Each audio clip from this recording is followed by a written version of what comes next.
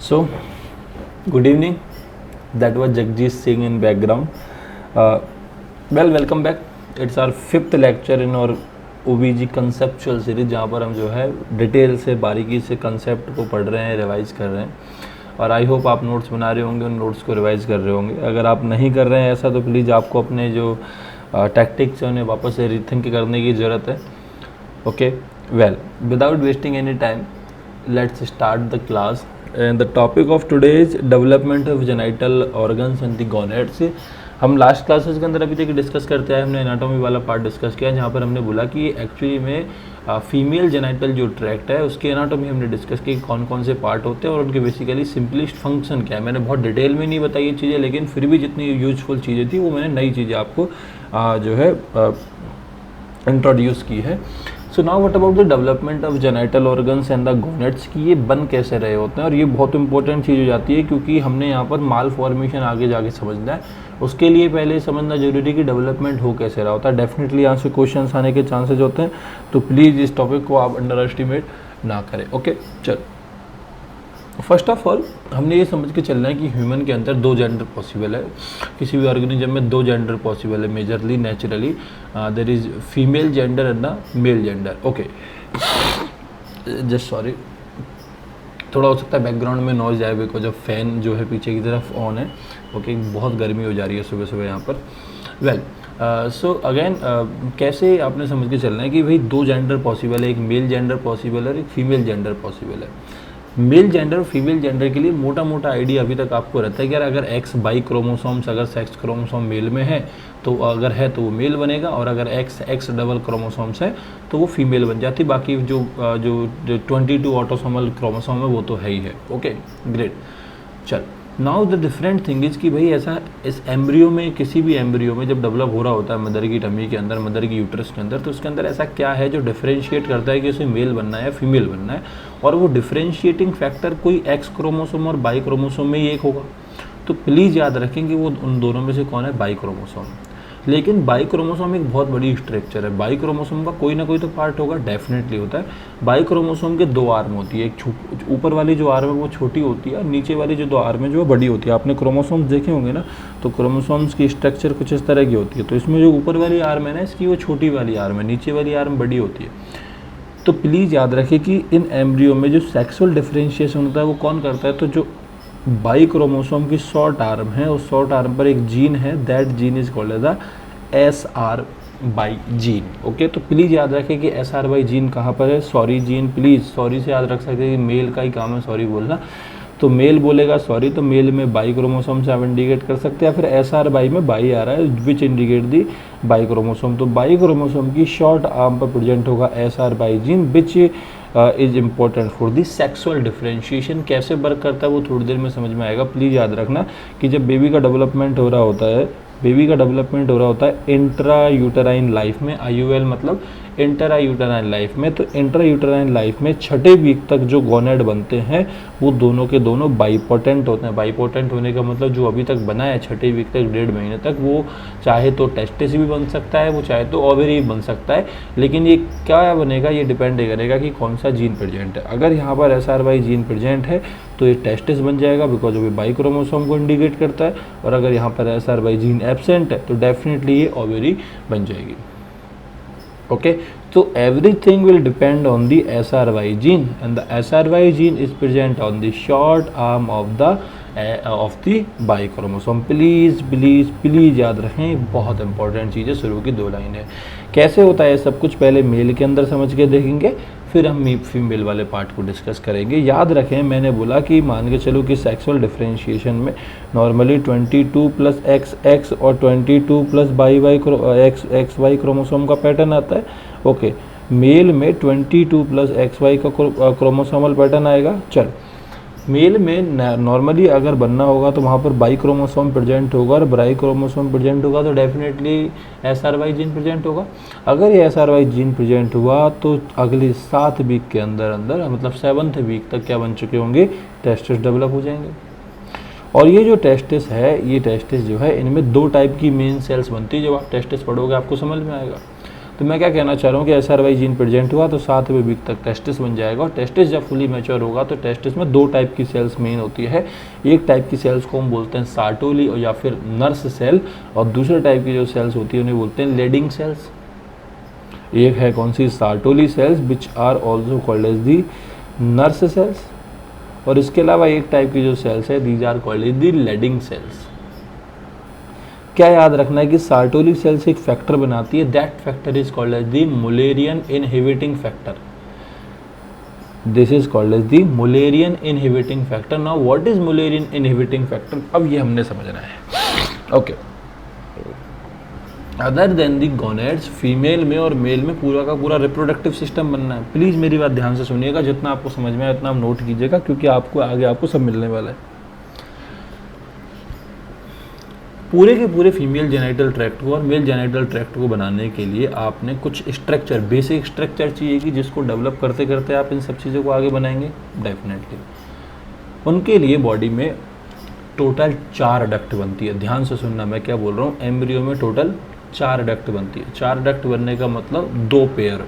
मैं 2 पेयर क्यों बोल पा रहा हूँ, क्योंकि 2 डक्ट एक जैसी होती है, तो 2 डक्ट और 2 डक्ट का एक पेयर बनता है। ओके, तो टोटल मेरे पास 2 पेयर ऑफ डक्ट प्रेजेंट होते हैं किसी भी एम्ब्रियो के अंदर। एक टाइप की डक्ट को बोलते हैं मुलेरियन डक्ट और एक टाइप की डक्ट को बोलते हैं Wolffian duct. The Mullerian duct and the Wolffian duct. तो मुलेरियन डक्ट कितनी है, 2। बुल्फियन डक्ट कितनी है, 2। तो 2 मुलेरियन डक्ट, 2 बुल्फियन डक्ट। ओके, याद रखेंगे जो बुल्फियन डक्ट है वो मेल जेनिटल ऑर्गन्स बनाती है, और जो मुलेरियन डक्ट है वो फीमेल जेनिटल ट्रैक्ट बनाती है। प्लीज़ ऐसे याद रखो। कैसे याद रखोगे, तो देखो बुल्फियन से ऐसे याद रखो कि बुल्फियन से कहीं ना कहीं फील आती है बुल्फ वाली, और नॉर्मली मेटाफोरिकली ना इस तरह से इंडिकेट किया जाता है कि मेल आर लाइक बॉल्फ। तो प्लीज़ ऐसे तो ना समझे, लेकिन अभी याद रखने के लिए इस कॉन्सेप्ट को आप समझ सकते हैं, इस निमोनिक को याद रख सकते हैं कि बुल्फ आर लाइक मेंस। तो बुल्फियन डक्ट बनाती है mail genital organ and the Mullerian duct will form the female genital organ. अब आपका सवाल होगा कि अगर इस एम्ब्रियो को मेल बनना है तो उसमें तो बुल्फियन डक्ट होनी चाहिए। मुलेरियन डक्ट क्या करेगी, मैं बोल रहा हूँ अभी भी आपको कि किसी भी एम्ब्रियो में 4 डक्ट प्रेजेंट होती है, 2 मुलेरियन 2 बुल्फियन। अगर उसे मेल बनना होगा तो मुलेरियन गायब हो जाएगी, बुल्फियन बच जाएगी, और बुल्फियन से आगे ऑर्गन बन जाएंगे। अगर उसे फीमेल बनना होगा तो मुलेरियन रह जाएगी, बुल्फियन गायब हो जाएगी। कहने का मतलब डक्ट 4 बनती है, जो काम आनी है वो रह जाएगी, बाकी की रिग्रेड हो जाती है, खत्म हो जाती है, डिग्रेड हो जाती है।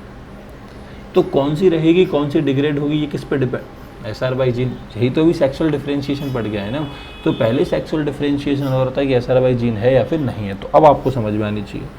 तो मान के चलो कि SRY अगर जीन प्रेजेंट है, तो इस केस में आप समझ जाओ मेल बनना है। मेल बनना है तो कौन सी डक्ट रखनी है, बुल्फियन डक्ट। तो कौन सी डक्ट गायब करनी है, मुलेरियन डक्ट। मैंने डक्ट के बारे में लिखा भी है कि 2 pair of duct in early intrauterine life बनती है। कौन सी, एक मुलेरियन डक्ट और दूसरी बुल्फियन डक्ट। इनसे ज़्यादा इंपॉर्टेंट है इनके दूसरे नाम, क्योंकि एग्जामिनर कई बार नाटक करता है, दूसरा नाम पूछता है कि मुलेरियन डक्ट का दूसरा नाम क्या है, तो उसे बोलते हैं पैरामीजोनेफ्रिक डक्ट, और बुल्फियन डक्ट को बोलते हैं क्या, मीजोनेफ्रिक डक्ट। याद रहेगा, Mullerian is also called as the paramesonephric and the Wolffian is called as the mesonephric and the paramesonephric. बहुत बढ़िया। तो अब आप समझ गए कि इसमें अगर मेल बनना है तो उसमें मेरे को कौन सी डक्ट गायब करनी है, मुलेरियन डक्ट गायब करनी है। तो यहाँ पर जो टेस्टिस में सार्टोली सेल्स बनी, ये क्या करेगी, फैक्टर निकालेगी जो मुलेरियन डक्ट को इनहिबिट करेगा, that is called as the Mullerian inhibiting factor, also called as the anti Mullerian factor, जो मुलेरियन के अगेंस्ट काम करे, क्योंकि मुझे क्या बचाना है, केवल बुल्फियन बचाना है। तो सार्टोली सेल्स क्या निकालेगी, एक फैक्टर निकालेगी which inhibit the Mullerian, which is called the Mullerian inhibiting factor, और also called as the anti Mullerian factor, जिससे क्या होगा, मुलेरियन डक्ट का रिग्रेशन हो जाएगा, मुलेरियन डक्ट खत्म रह जाएगी, और जो रेमिनेंट होते हैं वो मुलेरियन डक्ट के बचे रह जाएंगे। Leave it. तो अगला काम क्या होना चाहिए मेरा, बुल्फियन जो डक्ट है उसे डेवलप करना। अगर मैंने मुलेरियन डक्ट खत्म कर दी तो अगला काम ये होना चाहिए नहीं कि बुल्फियन डक्ट को अब आप डेवलप करो। तो दूसरे टाइप की जो सेल्स है, लेडिंग सेल्स, इनका काम क्या है, एडल्ट में भी और यहाँ भी ये इनका काम है टेस्टोस्टेरोन प्रोड्यूस करना। तो प्लीज़ अगला क्वेश्चन आप मेंशन करके रखेंगे कि लेडिंग सेल्स क्या करती है, टेस्टोस्टेरोन बनाती है। टेस्टिस में टेस्टोस्टेरोन कौन बनाता है, तो लेडिंग सेल्स बनाती है। इज दैट ग्रेट, बहुत बढ़िया। तो लेडिंग सेल्स का काम है टेस्टोस्टेरोन प्रोड्यूस करना। ओके, ये टेस्टोस्टेरोन का काम क्या है, अब ये टेस्टोस्टेरोन 2 चीज़ें करेगा। ये टेस्टोस्टेरोन अब 2 चीज़ें करेगा। पहली चीज़, ये बुल्फियन डक्ट जो बच गई उसकी ग्रोथ करवाएगा। Wolffian duct is mesonephric duct, okay. ये बुल्फियन डक्ट की ग्रोथ करवाएगा और बुल्फियन डक्ट का काम है इंटरनल जेनाइटल ऑर्गन्स बनाना।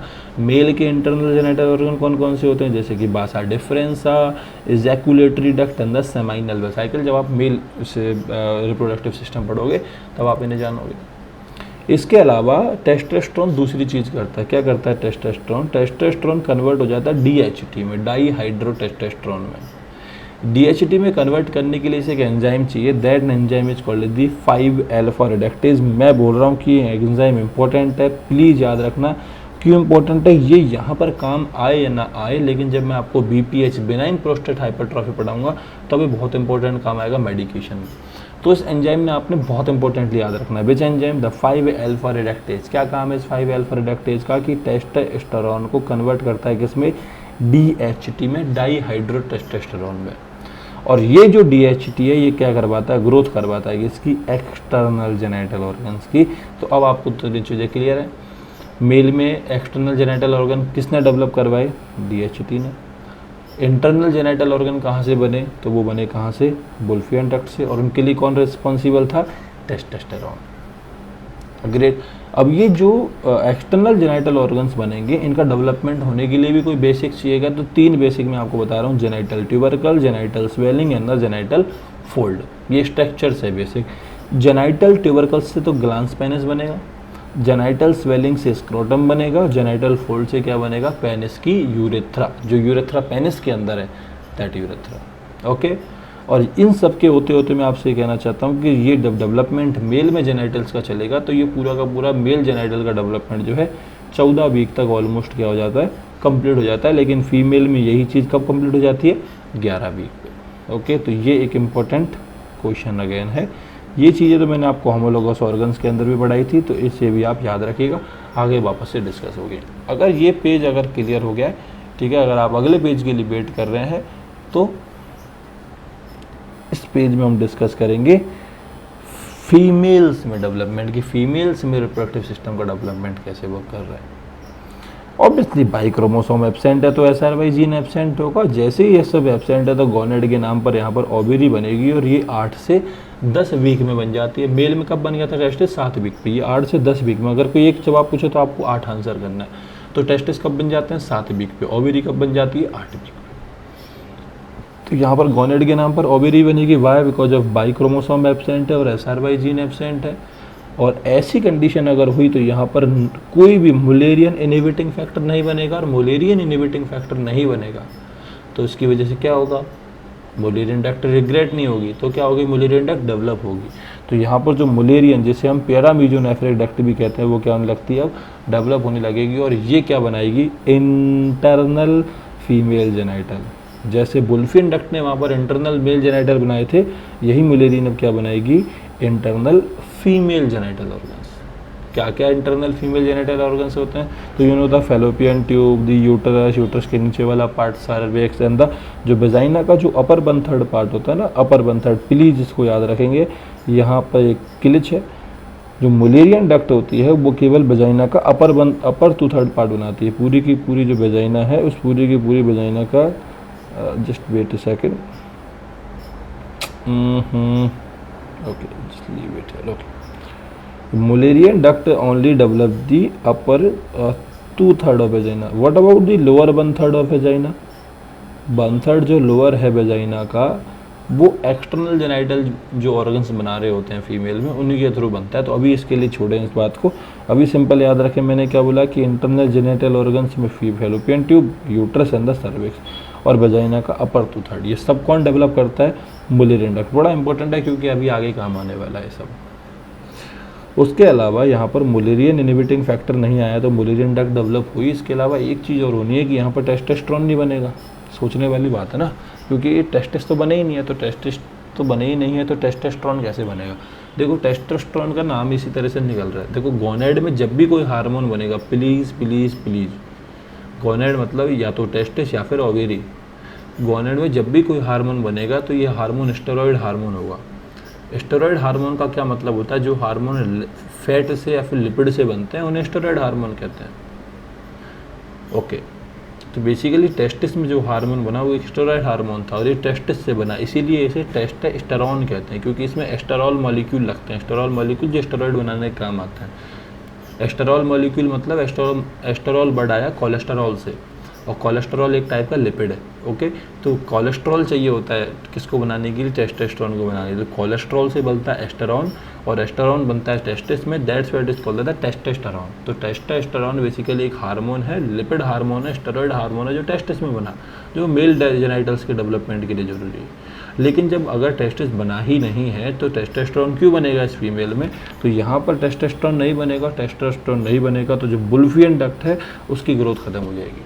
तो फीमेल में क्या डेवलप हो गया, मुलेरियन डक्ट तो ग्रोथ कर गई और बुल्फियन डक्ट डिग्रेड हो गई, खत्म हो गई। भाई टेस्टोस्टेरोन नहीं बना है तो डीएचटी भी नहीं बनेगा।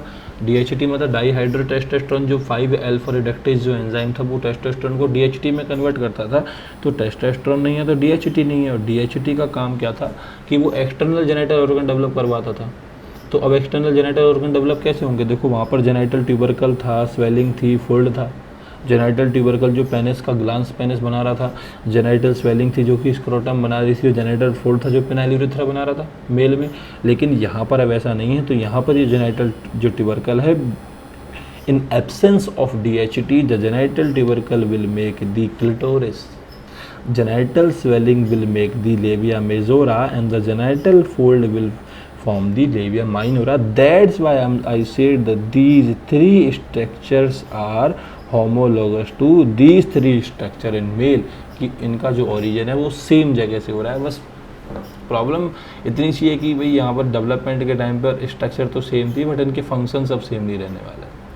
I think that's clear. तो हम आगे प्लीज़ मूव कर पाएंगे। तो याद रखें, so in female for ovarian differentiation, अगर आपको ओवेरी बनानी है तो आपको एक एक्स क्रोमोसोम ही काफ़ी होता है, एक एक्स क्रोमोसोम रिक्वायर होता है। तो किसी का अगर आप फिनोटाइप देख रहे हैं और किसी के फिनोटाइप में अगर आपको मान के चलो कि नॉर्मली हम बोलते हैं कि अगर मेल है तो भाई XY क्रोमोसोम होना चाहिए और फीमेल है तो XX क्रोमोसोम होना चाहिए। तो अगर मैं कहीं पर आपको एग्जांपल दूं कि यार बताओ अगर किसी में एक ही X क्रोमोसोम है तो बताओ ये मेल है या फीमेल है, तो आप सिंपली कह देना कि ये फीमेल है। अगर आपको डिफ्रेंशिएशन करना है किसी भी, अगर कोई भी आपको जनरलाइज, अगर कोई भी फिनोटाइप लिख के दे, कुछ भी XYZ फिनोटाइप अगर आपको लिख के देना कोई भी, अगर उसमें बाई क्रोमोसोम अगर आपको दिख रहा है ना तो आप आंख बंद करके बोल देना कि ये भाई ये सिंपली क्या है, मेल है, ये सिंपली क्या है, मेल है। और अगर उसमें आपको अगर उसमें आपको कहीं भी किसी भी तरह से अगर बाई क्रोमोसोम नहीं दिख रहा तो आप सिंपली कह देंगे कि ये क्या है, फीमेल है। ओके, तो मेल के होने के लिए एक बाई क्रोमोसोम का होना जरूरी है, तो अगर XY है तो वो मेल हो जाता है। लेकिन अगर XX है तो वो तो ऑब्वियसली फीमेल हो ही जाएगी। लेकिन अगर एक ही X क्रोमोसोम है, दूसरा X क्रोमोसोम नहीं है तो उस केस में भी ये फीमेल ही। अच्छा, अगर 3 X क्रोमोसोम है तो भी ये फीमेल है। अच्छा, 2 X क्रोमोसोम है और एक बाई क्रोमोसोम है तो ये मेल हो गया। ये क्या हो गया, मेल हो गया। तो जब भी बाई क्रोमोसोम आए समझ जाना कि वो मेल है। अगर XX है तो ये तो बहुत समझ में आ गई कि ये फीमेल है, लेकिन इस फीमेल में और इस फीमेल में अंतर क्या है, इस फीमेल में अंतर ये है भाई कि इसमें 2 X क्रोमोसोम है, इसमें एक ही X क्रोमोसोम है, बाकी 44 क्रोमोसोम तो नॉर्मल है, उसमें कोई प्रॉब्लम नहीं है। इस फीमेल में प्रॉब्लम है कि भाई अगर आपको ओवेरी बनानी है तो वो एक X क्रोमोसोम से बन जाएगी, लेकिन वो मैच्योर नहीं होगी, डेवलपमेंट नहीं होगा उनका प्रॉपर। तो ये मैं कहना चाह रहा हूँ कि फॉर ओवेरियन डिफरेंशिएशन फीमेल के होने के लिए एक X क्रोमोसोम होगा, वही काफ़ी है। लेकिन अगर आपको नॉर्मल ओवेरियन फंक्शन डिफाइन करने है कि भाई ओवेरी नॉर्मल काम करनी चाहिए तो उसके लिए दोनों X क्रोमोसोम चाहिए होते हैं। एक X क्रोमोसोम में तो वो फीमेल नॉर्मल नहीं होगी, वो फीमेल हो सकती है लेकिन वो फीमेल नॉर्मल नहीं होगी, उसके जेनेटल्स प्रॉपर वर्क नहीं करेंगे। नॉर्मली गोनेट्स की बात हम कर रहे हैं। फॉर एग्जाम्पल एक सिंड्रोम का एग्जाम्पल हम देते हैं, आगे हम डिटेल में पढ़ेंगे इसको, अभी के लिए जस्ट एग्जाम्पल लेते हैं कि टर्नर सिंड्रोम का फिनोटाइप होता है 45+ X क्रोमोसोम। मतलब इसके अंदर नॉर्मली जहाँ 44 ऑटोसोम होने चाहिए, यहाँ पर इसके पास 45 ऑटोसोम होते हैं, और जहाँ पर 2 सेक्स क्रोमोसोम होने चाहिए उसकी जगह एक ही सेक्स क्रोमोसोम है, और वो भी कौन है, X, दूसरा 0 मतलब नहीं है। तो यहाँ पर जो जीनोटाइप आता है वो क्या आता है, जीनोटाइप 45+ X हो। तो यहाँ पर ये है तो फीमेल। अब आपसे कोई पूछे कि बताओ टर्नर सिंड्रोम में ये क्या है, तो ये है तो फीमेल ही, लेकिन इसके जो गोनेड है वो डेवलप नहीं होंगे, और ये गोनेड जब डेवलप नहीं होते हैं तो इस टाइप के गोनेड को क्या बोलते हैं, स्ट्रीक गोनेड। क्या बोलते हैं इन्हें, स्ट्रीक गोनेड। तो प्लीज़ याद रखेंगे स्ट्रीक गोनेड कहाँ बनेंगे। ओके चल, और इम्पोर्टेंट चीज़ बताते हैं, एक टर्म आती है, that term is called as the ambiguous genitalia. क्या बोलते हैं इसे? Ambiguous genitalia. ना व्हाट इज एम्बिग्यूअस जेनाइटेलिया? कि कभी कभार जो फीमेल के जेनाइटल ऑर्गन्स होते हैं एक्सटर्नल, तो फीमेल के एक्सटर्नल जेनाइटल ऑर्गन मेल के जेनाइटल जैसे दिखने लगते हैं। फीमेल के जेनाइटल ऑर्गन जो है मेल के जेनाइटल ऑर्गन जैसे दिखने लगते हैं, that is called as the ambiguous genitalia. Ambiguous genitalia का मतलब क्या है? कि male looking genitalia in female is called as the non as the ambiguous genitalia, कि फीमेल में जो है मेल के जैसे लगने वाले जेनाइटेलिया। ऐसा क्यों हुआ होगा? नॉर्मली आप समझ के चलो कि मेल में जब एक्सटर्नल जेनेटेलिया बनते हैं तो वो क्यों बनते हैं? डीएचटी की वजह से, डाईहाइड्रोटेस्टोस्टेरोन की वजह से। और डीएचटी जो बनता है वो क्यों बनता है? बिकॉज ऑफ टेस्टोस्टेरोन 5-अल्फा रिडक्टेज की वजह से कन्वर्ट होता है डीएचटी में। फीमेल में कोई टेस्टोस्टेरोन होता नहीं है क्योंकि कोई टेस्टिस नहीं है, कोई टेस्टिस नहीं है तो टेस्टोस्टेरोन नहीं है, टेस्टोस्टेरोन नहीं है तो डीएचटी नहीं है, डीएचटी नहीं है तो एक्सटर्नल मेल जेनेटेलिया डेवलप नहीं होते हैं। लेकिन किसी और वजह से अगर मान के चलो कि फीमेल में अगर थोड़ा सा भी टेस्टोस्टेरोन आने लग जाए, थोड़ा सा भी सेक्स हार्मोन आने लग जाए, तो मेल फीमेल में क्या हो जाएगा? उनका भी डेवलपमेंट हो जाएगा। तो एक कंडीशन मैं आपको बता रहा हूँ, that condition is congenital adrenal hyperplasia. तो जब during intra uterine life, IUL मतलब इंट्रा यूटेराइन लाइफ, कि इंट्रा यूटेराइन लाइफ के टाइम पर ही अगर एड्रीनल ग्लैंड में हाइपरप्लेजिया है, मतलब एड्रीनल ग्लैंड ज़्यादा एक्टिव है, और कंजेनाइटल मतलब जन्मजात तो होगी, तो during the birth the adrenal hyperplasia की वजह से क्या होगा? External genitalia in female formed due to absence of testosterone या फिर DHT during intra uterine life. मैं क्या कहना चाह रहा हूँ कि फीमेल में जो एक्सटर्नल जेनेटल ऑर्गन्स बनते हैं उनके बनने का रीजन क्या है? कि यहाँ पर एब्सेंस है किसकी? टेस्टोस्टेरोन की, और साथ ही साथ एब्सेंस है किसकी? DHT की। लेकिन अगर इस कंडीशन में अगर एड्रीनल हाइपरप्लेजिया है तो याद रखिए कि एड्रीनल ग्लैंड भी तो सेक्स स्टेरॉइड निकालती है, तो एड्रीनल ग्लैंड की जो सेक्स स्टेरॉइड है अब इसमें ज़्यादा निकलेगी, और ये एड्रीनल ग्लैंड के सेक्स स्टेरॉइड क्या करवा देंगे? मेल जेनेटेलिया डेवलप करवा देंगे फीमेल में। तो फीमेल में भी क्या आ जाएंगे? Male looking genitalia, that is called as the ambiguous genitalia. तो अगर आपको वन वर्ड में याद रखना what is ambiguous genitalia, just remember the male looking genitalia. कब हो सकता है? तो एक एग्जाम्पल मैंने लिखा, कंजेनाइटल एड्रीनल हाइपरप्लेजिया, और and this is the most common cause of ambiguous genitalia. तो मैंने 3 चीज़ याद रखनी, what is ambiguous genitalia, what is the most common cause of ambiguous genitalia, which is congenital adrenal hyperplasia, and what is congenital adrenal hyperplasia, and that's it. Okay, चल। Now what about the external genital organ? तो female में जो external genital organ है वो कहाँ से बनते हैं? They will form through the urogenital sinus, they will form through the urogenital sinus. तो एक्सटर्नल जेनाइटल कहाँ से बने? यूरोजेनाइटल साइनस से। इंटरनल जेनाइटल कहाँ से बने? तो ऑब्वियसली मुलेरियन डक्ट से या फिर पैरामीजोनेफ्रिक डक्ट से। इनसे क्या क्या बनेगा? तो फैलोपियन ट्यूब बनेगी दोनों की दोनों, यूट्रस बनेगा, यूट्रस का लोअर पार्ट सर्विक्स बनेगा, उसके अलावा वेजाइना का अपर थर्ड बनेगा, और उसके साथ में ब्रॉड लिगामेंट भी बन जाएगा। लेकिन लोअर वन थर्ड जो है वेजाइना का वो किससे बनता है? यूरोजेनाइटल साइनस से। तो प्लीज प्लीज प्लीज जहाँ पर डिफरेंस होता है ना वही क्वेश्चन पूछना चाहता है एग्जामिनर, तो ये इंपॉर्टेंट हो जाएगा सिनेरियो में। Okay, now what about the ovary? Ovary will develop through the genital ridge. तो जो ओवेरी किससे डेवलप होगी? फ्रॉम द जेनाइटल रिज, है ना। तो ये ऑलमोस्ट जो 5 वीक होता है ना, 5th वीक ऑफ POG मतलब पीरियड ऑफ जेस्टेशन, जेस्टेशन मतलब प्रेगनेंसी, तो प्रेगनेंसी के ऑलमोस्ट 5th वीक में जो है ना जेनाइटल रिज दिख जाती है, और 8th वीक पे तो ऑलमोस्ट आपको याद है कि SRYG अगर नहीं है तो ओवेरी डेवलप हो ही जाएगी फुली। ओके, तो just please remember this thing. ये मैंने 3 चीज़ें बोली कि यूरोजेनेटल साइनस से एक्सटर्नल फीमेल जेनेटेलिया बनेंगे, इंटरनल जेनेटेलिया मुलेरियन डक्ट या फिर पैरामीजोनेफ्रिक से बनेंगे, जिसमें लोअर 1/3 जो वेजाइना है वो यूरोजेनेटल साइनस से बनेगा, upper 2/3 of vagina will form by the Mullerian duct, ovary will form by the genital ridge at the almost at the end of the 8th week. Okay, चलो एक जस्ट क्लिनिकल पॉइंट दे रहा हूँ मैं, which is Gartner cyst. Gartner cyst क्या होती है? देखो फीमेल में जब मुलेरियन डक्ट डेवलप होगी तो कौन सी डक्ट काम नहीं आई? वुल्फियन डक्ट। तो वुल्फियन डक्ट खत्म हो जाती है, डिग्रेड हो जाती है, और उसके रेमिनेंट बचते हैं। ओके, तो जो वुल्फियन डक्ट के रेमिनेंट बचे रह जाते हैं ना, वो हमेशा लाइफ टाइम रहते हैं। तो वुल्फियन डक्ट के रेमिनेंट में कभी कभार सिस्ट बन जाती है, ओके, गांठ बन जाती है। तो भाई वुल्फियन डक्ट के रेमिनेंट की सिस्ट क्या कहलाती है? गार्टनर सिस्ट कहलाती है, GARTNER गार्टनर सिस्ट कहलाती है। ओके, और ये बनती कहाँ पर? तो वेजाइना के एंटीरियो लेटरल पार्ट पे। ओके, एंटीरियर से लेटरल थोड़ा सा चलो आप, तो एंटीरियो लेटरल पार्ट पे बनती है at the Gartner cyst. Just एक पॉइंट है, याद रहे तो अच्छा रहेगा। Okay, that was all about the congenital all about the development of the female genital organs और the male genital organs. Okay, आपने दो चीज़ें वुल्फियन मुलेरियन याद रखनी है, सर्वाइजीन याद रखना है। Now we will see the some of the congenital malformation, की कुछ कंजेनाइटल माल फॉर्मेशन भी आ सकता है, तो प्लीज़ याद रखें, यहाँ से क्वेश्चंस आते हैं। इमेजिन करके चलो कि किसी फीमेल में अगर दोनों की दोनों मुलेरियन डक्ट एब्सेंट है। मैंने बोला था कि मुलेरियन डक्ट कितनी बनती है? 2 बनती है, एक नहीं बनती है, 2 बनती है। और वुल्फियन डक्ट भी कितनी बनेगी?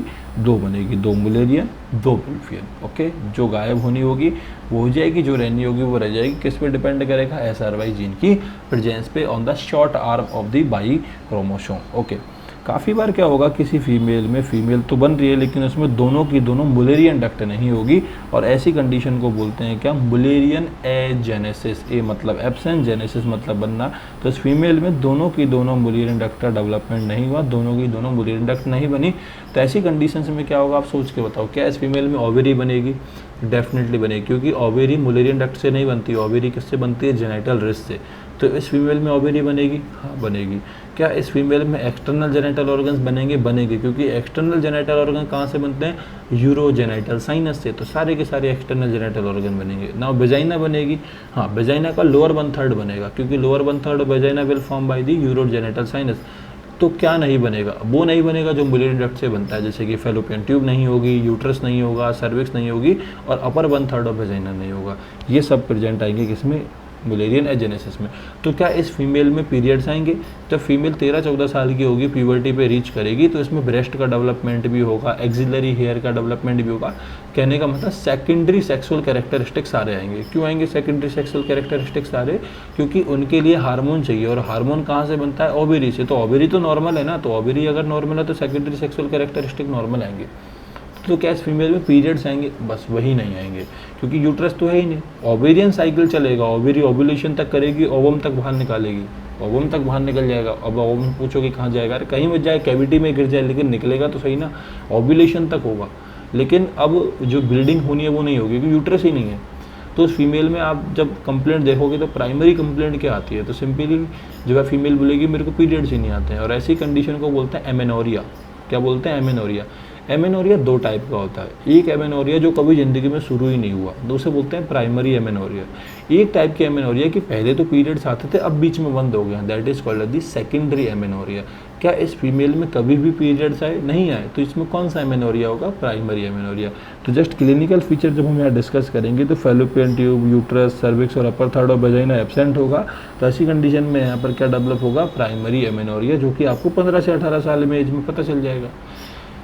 इसके अलावा यहाँ पर कुछ रीनल एबनॉर्मेलिटीज़ भी आती है, किडनी की प्रॉब्लम भी आती है। क्यों आती है किडनी की प्रॉब्लम? भाई ध्यान से सुनना कि जो मुलेरियन डक्ट है ना, ये मुलेरियन डक्ट जो है फीमेल जेनाइटल ट्रैक्ट की पार्ट तो बना ही रही है, लेकिन यही मुलेरियन डक्ट कुछ पार्ट किडनी का भी बनाती है, इसलिए तो इसे नेफ्रोडक्ट भी कह रहे होते हैं ना, याद है ना, पैरामीजोनेफ्रिक एंड ऑल। तो नेफ्रोडक्ट भी इसलिए बोल रहे थे बिकॉज ये किडनी का भी थोड़ा बहुत पार्ट बनाती है। तो अगर मैं बोल रहा हूँ कि मुलेरियन डक्ट ही नहीं है तो डेफिनेटली कुछ प्रॉब्लम किडनी में भी आएगी। तो यहाँ पर कुछ along with some renal abnormalities भी यहाँ देखती है, कुछ रीनल एबनॉर्मेलिटीज़ भी आती है। और मोस्ट कॉमन रीनल एबनॉर्मेलिटी क्या आती है यहाँ पर? Renal agenesis. रीनल एजेनेसिस में क्या होती है कि जो किडनी है, दोनों किडनी अलग अलग नहीं हो पाती, एक ही किडनी दिखती है आपको जब आप सोनोग्राफी करा के देखोगे। और इस किडनी की शेप को जब आप देखोगे ना, तो आपको शेप कैसी दिख रही है? ये जो घोड़े का जूता होता है ना, निहाई जिसे आप कहते हैं, घरों के बाहर ठोक देते हैं राजस्थान में, अपने हिंदुस्तान में तो बहुत सारे लोग, okay, which is called the horse shoe shape kidney. तो किडनी कैसी दिखती है? Horse shoe shape kidney. Please मैं आपसे अभी भी कह रहा हूँ, मैंने डबल क्वेश्चन मार्क किया, बहुत इंपॉर्टेंट है, यहाँ से भी है कहीं से भी, ये बहुत इंपॉर्टेंट है कि हॉर्स शू शेप किडनी कहाँ दिखती है? In case of renal agenesis. तो आप मुझे जल्दी से आप बताएंगे कि हॉर्स शू शेप आपने न्यूक्लियस कहाँ देखा था, और अगर आपने देखा तो प्लीज़ आप मुझे आंसर करेंगे कमेंट बॉक्स में, किसी भी तरह से चैट बॉक्स में, कहीं भी आप टाइप करके बताएं, लेकिन मुझे बताएं कि आपने जो है हॉर्स शू शेप न्यूक्लियस कहाँ देखा था।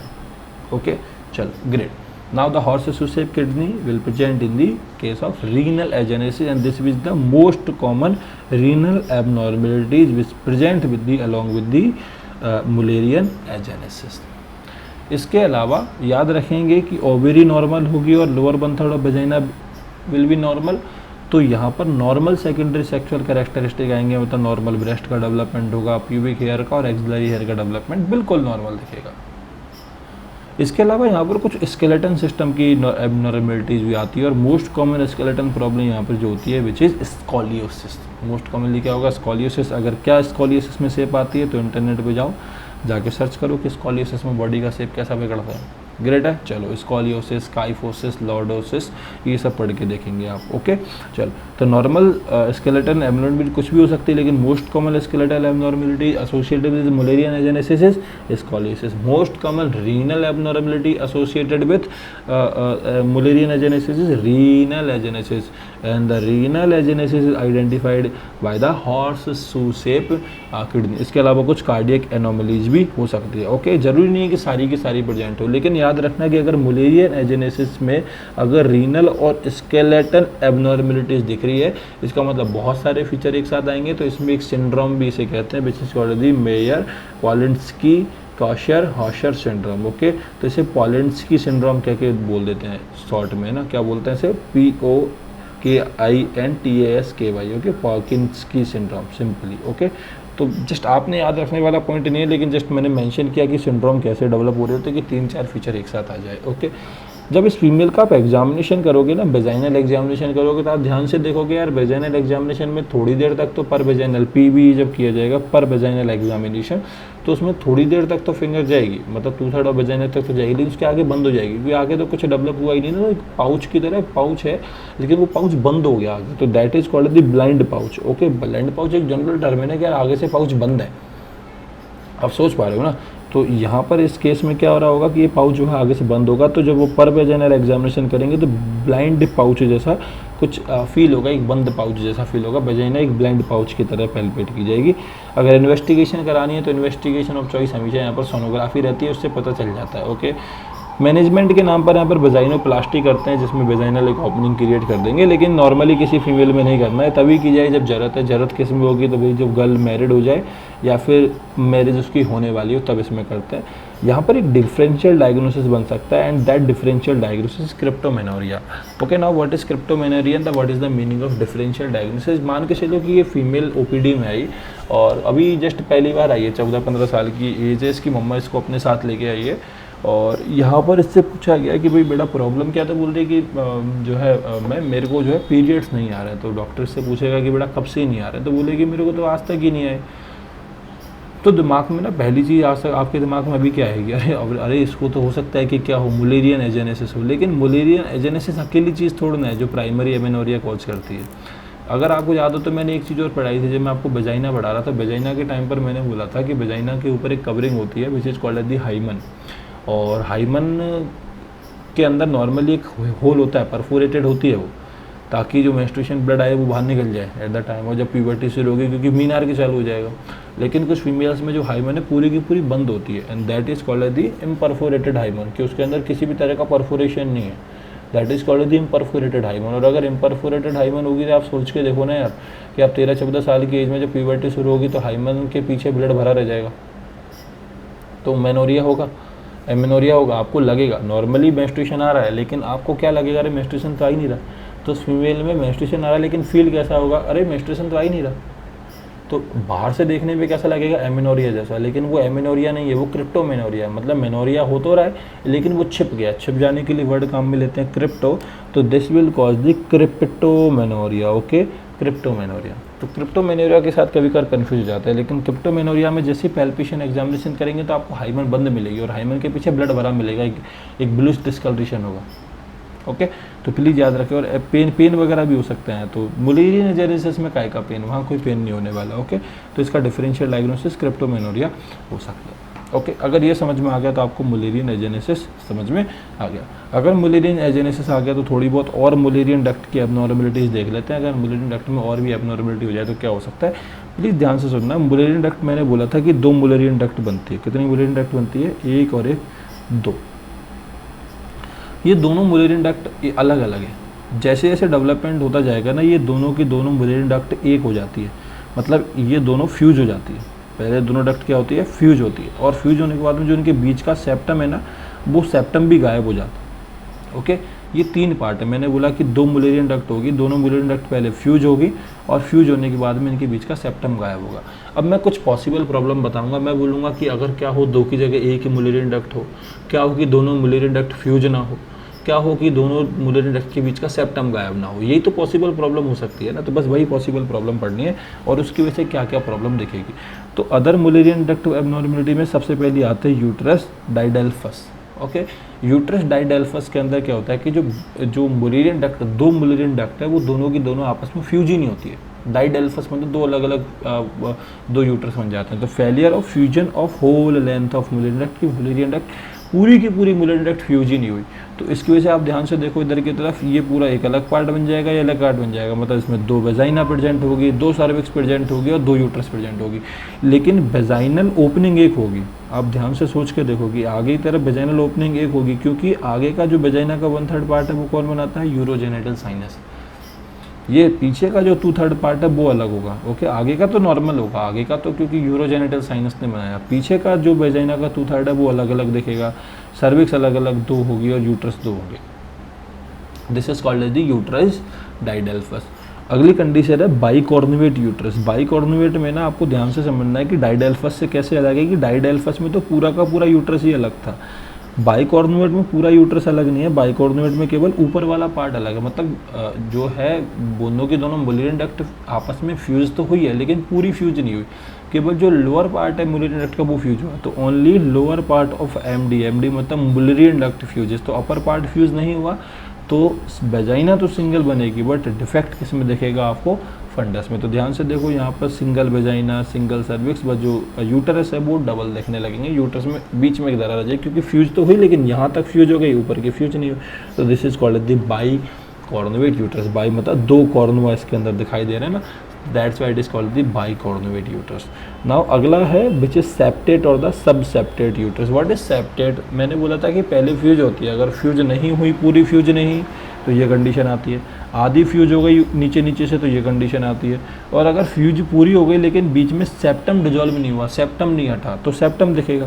तो ये बीच में देखो यूट्रस एकदम नॉर्मल है, लेकिन बीच में एक सेप्टम प्रेजेंट है, तो सेप्टम आ जाता है बिटवीन यूट्रस। इंडिकेट करता है किसको, failure in the break down of the walls between 2 ducts, के दोनों डक्ट के बीच में जो बॉल थी वो टूटनी चाहिए थी, खत्म होनी चाहिए, लेकिन वो खत्म नहीं हुई। वो दोनों फ्यूज तो हो गई, लेकिन उन दोनों के ब्रेक डाउन नहीं हुआ, दोनों बॉल का।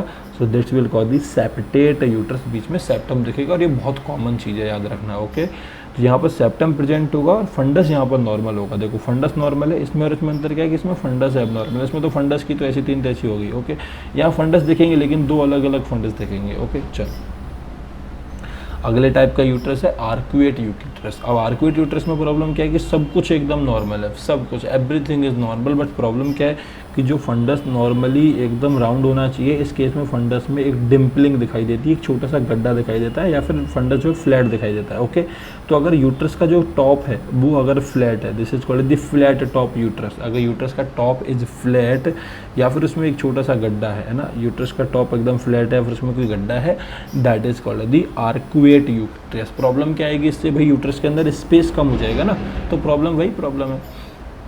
Now what about the unicornuate uterus. Unicornuate और बाइकॉर्नुएट में आप समझ पा रहे हैं, बाइकॉर्नुएट में 2 कॉर्नुआ थे, क्योंकि 2 अलग अलग पार्ट थे।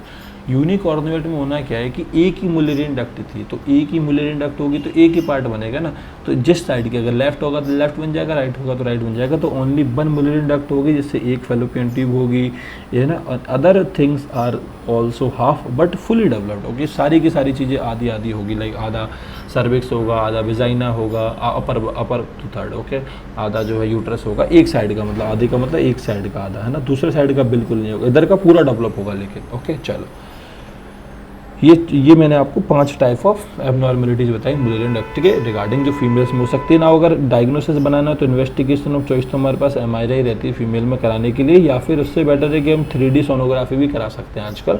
गोल्ड स्टैंडर्ड टेस्ट तो वही है कि भाई इसको ऑपरेशन थिएटर में लाया जाए और लेप्रोस्कोपिक एग्जामिनेशन किया जाए, यूट्रस को वही हॉल करके लेप्रोस्कोप करके अंदर से चेक किया जाए। ओके चलो, मोस्ट कॉमनली कंजेनाइटल अगर एबनॉर्मलिटी आपसे कोई पूछे मुलेरियन डक्ट के रिगार्डिंग तो आपने सेप्टेट यूट्रस बतानी है कि सेप्टम बहुत कॉमनली आता है, और सेप्टेट के बाद में बाइकॉर्नुमेट मोस्ट कॉमन है। तो most common type is septate and then is bicornuate. तो प्लीज़ यहाँ से क्वेश्चन आएगा कि most common type of congenital Mullerian duct abnormality septate uterus है ना, बीच में क्या प्रेजेंट है, दरार आ गई है। ओके चलो, याद रखना है कि यही मोस्ट कॉमन टाइप की एबनॉर्मलिटी है जो अबॉर्शन कॉज करती है, और मोस्ट कॉमन टाइप की जो एसोसिएटेड होती है, एसोसिएटेड विथ इनफर्टिलिटी की फीमेल प्रेग्नेंट नहीं हो पा रही है, इनफर्टाइल है, तो उसका most common cause most common type क्या निकल के आता है।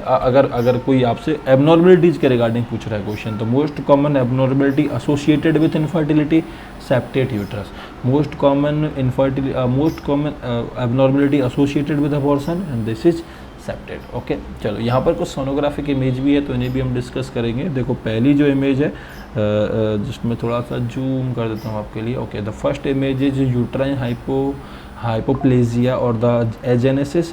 ये इसमें तो पूरा साफ साफ दिख रहा है, this is Mullerian agenesis, also all the uterine, uterus भी तो नहीं बन रहा ना, तो यूट्राइन एजेनेसिस कह लो, मुलेरियन एजेनेसिस कह लो, I think they are all the same thing. Okay, so in this case you will see there is nothing, no uterus, no fallopian tube, no cervix and all, but the vagina will be normal. Okay, now look at this second image, this is class second, जिसमें unicornuate uterus है। Okay, you can see this only that part of uterus, that part of cervix and the नीचे का vagina. Okay, other part is not there. vagina है, बिल्कुल है vagina. Why vagina is there? Because the vagina is lower vagina is found by the urogenital sinus. Now look at this uterus didelphys.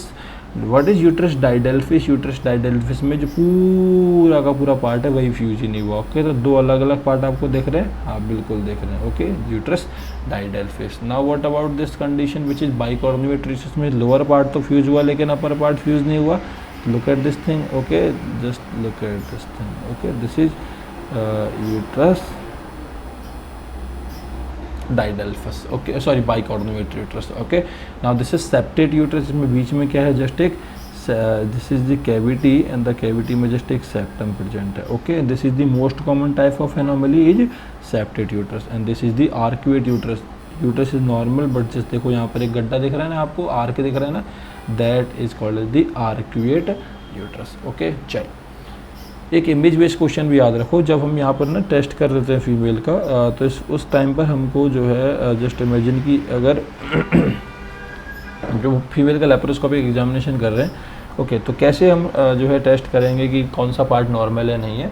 तो हम बाहर से जो है laparoscope के थ्रू देख रहे होते हैं। ओके, लेप्रोस्कोप के थ्रू हमने कैमरा डाल दिया तो यूट्रस हमको बाहर से दिख रहा है, तो फ्लूइड अगर फैलोपियन ट्यूब में पहुंच रहा नहीं पहुंच रहा तो हम एक फ्लूइड डालते हैं वेजाइना के थ्रू, और वो वेजाइना के थ्रू फ्लूइड यूट्रस में जाता है, फैलोपियन ट्यूब में जाता है और वहाँ पे दिख जाता है। ओके, तो उस फ्लूइड को डालने के लिए, फ्लूइड कुछ नहीं होता, नॉर्मल सलाइन टेस्ट में कलर मिला देते हैं, कलर बनाना है ना आपको। कलर कौन सा मिलाएंगे तो कोई डाई यूज करेंगे, कौन सी डाई यूज करते हैं, most of the time methylene blue use करते हैं जो ब्लू कलर का आता है। तो मिथाइलिन ब्लू लेते हैं, उसकी 2-5 ड्रॉप जो है पानी में डालते हैं, पानी को भरते हैं सिरिंज में और सिरिंज के थ्रू किसमें डालते हैं, वेजाइना में। लेकिन वेजाइना में सिरिंज के थ्रू डालना ईजी नहीं है, तो उसके लिए कैनुला काम में लेते हैं, that is that cannula. Please इस कैनुला को ध्यान से देखो, इस कैनुला में आपको स्क्रू जैसा दिख रहा है कुछ, है ना।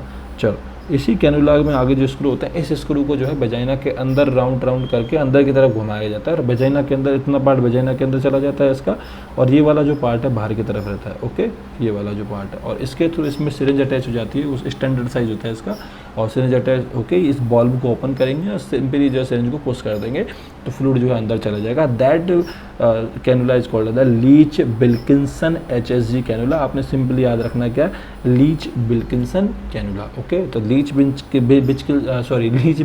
कैनुला हम कहाँ पर यूज करेंगे, तो it will be use in the fluoroscopic assessment. जो फ्लूरो मतलब कलर के थ्रू जब हम असेसमेंट कर रहे होते हैं ना, तो वहाँ पर फ्लूरो डाई अब जब यूज कर रहे हैं, तो फ्लूरोस्कोपिक असेसमेंट के लिए हम कौन सा कैनुला यूज कर रहे होंगे, Leech Wilkinson cannula. Image based question अगर IBQ मतलब इमेज बेस्ड क्वेश्चन अगर कभी दिखे तो प्लीज़ याद रखना, इसका दिख सकता है कि कभी ये इंस्ट्रूमेंट जो आपसे पूछे what is this is called the Leech Wilkinson cannula used in fluoroscopic examination to insert the fluid. There are some also vaginal abnormalities आ रहे हैं जहाँ पर वेजाइना के अंदर प्रॉब्लम दिख सकती है। वेजाइना में क्या हो सकता है कि जो introitus, what is introitus, now you will tell me what is the introitus, I am giving you just in 30 seconds time. What is introitus? Okay, just pause the video and you can think I'm answering the thing. The what is the introitus? Introitus is the opening of vagina or the vaginal opening. The vaginal opening is called as the introitus. Introitus का size अगर normal से कम है it means narrow है, this is called as the narrow introitus. तो narrow introitus may be an vaginal abnormality. यहाँ पर complaint क्या आएगी कि जब फीमेल आपके पास हॉस्पिटल में आके क्या बोलेगी कि मेरे को जो है सेक्सुअल एक्टिविटी के टाइम पे या फिर कॉप्यूलेशन के टाइम पर जो है पेन होता है। ओके, सेक्सुअल या फिर इंटरकोर्स के टाइम पर क्या होता है, पेन फुल फीलिंग आती है, मतलब पेनफुल इंटर कोर्स है। तो सेक्सुअल एक्टिविटी बोल लो, कॉप्यूलेशन बोल लो, इंटरकोर्स बोल लो, तो उस टाइम पर अगर पेन हो रहा है that is called the dyspareunia. This is called the dyspareunia. Please remember the word what I am saying, dyspareunia. Dyspareunia म्हणजे painful intercourse or the painful sexual activity or the painful copulation. This is called the dyspareunia. Okay, तो this will lead to the dyspareunia.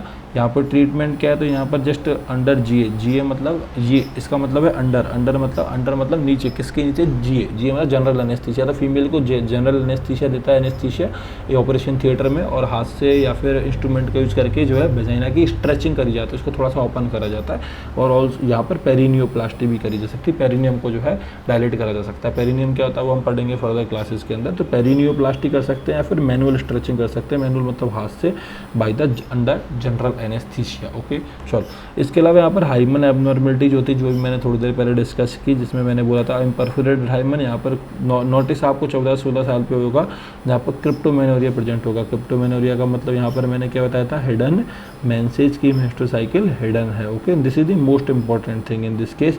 यहाँ पर blood accumulate हो जाएगा vagina में। Okay, लेकिन जैसे जैसे पीरियड बढ़ते जाएंगे ना, तो वेजाइना के बाद में वेजाइना में तो ब्लड भरा रहेगा, वो हमेशा भरा रहेगा, अगला पीरियड आएगा तो और ब्लड बढ़ेगा, तो पहले वेजाइना में भरेगा, फिर यूट्रस में भरने लगेगा, और फिर फैलोपियन ट्यूब में भरने लगेगा। इनके लिए वर्ड होते हैं ना, क्या बोलते हैं, जब वेजाइना में ब्लड भर जाता है तो उसे बोलते हैं हेमोकॉल्पोस। ओके, कॉल्पोस का मतलब होता है वेजाइना, तो हेमेटोकॉल्पोस मतलब वेजाइना में ब्लड एक्यूमुलेशन होना, हेमेटोकॉल्पोस।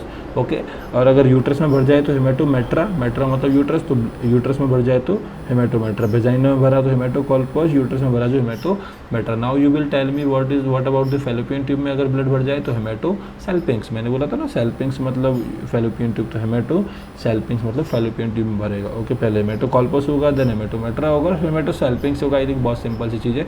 जब इंस्पेक्शन करेंगे वेजाइना की तरफ देखेंगे तो उसमें टेंस बल्जिंग होगी, वेजाइना से बल्ज बाहर आ रहा होगा क्योंकि यहाँ पर पीछे ब्लड भरा होगा, और इसका ब्लूइश डिस्कलरेशन भी हो चुका होगा, ब्लड भी यहाँ पर ब्लू हो चुका होगा पड़ा पड़ा। ट्रीटमेंट क्या करते हैं, कुछ नहीं, जस्ट एक क्रूशिएट इंसिजन लगाते हैं, कट लगा देते हैं इसमें, और कट निकाल के जो ब्लड है उसे बाहर निकाल देते हैं। ठीक है, क्या याद रखना है यहाँ पर, जब भी ऐसा कोई केस आए तो उसमें कभी भी इंटरनल एग्जामिनेशन नहीं करना, अदरवाइज इस प्रेशर के थ्रू ऑर्गन्स रप्चर हो सकते हैं, या फिर बाहर से भी कभी भी प्रेशर नहीं लगाना। तो याद रखें कि इंटरनल एग्जामिनेशन नहीं करना और कभी भी ऊपर से प्रेशर यहाँ पर नहीं लगाना है इस केस में। ठीक है, कुछ वेजाइनल माल डेवलपमेंट से मैं आपको बता देता हूँ, जिसमें वेजाइनल एजेनेसिस मतलब नो वेजाइना, मतलब इस फीमेल में अगर वेजाइना ना बने तो इसे कॉल्ड द वेजाइनल एजेनेसिस। दो तरह के सेप्टम प्रेजेंट हो सकते हैं वेजाइना में, अगर इस तरह का सेप्टम प्रेजेंट है this is called the longitudinal vaginal septum, और अगर वेजाइना में आडा सेप्टम प्रेजेंट है, इस तरह का सेप्टम अगर दिख जाए this is called the transverse vaginal septum, which are not so important thing, but मैंने मेंशन की। और अगर ये सारी चीज़ें अगर आपको समझ में आ गई, आई होप ये लेक्चर बड़ा इजीली आपको समझ में आ गया होगा। Is that great?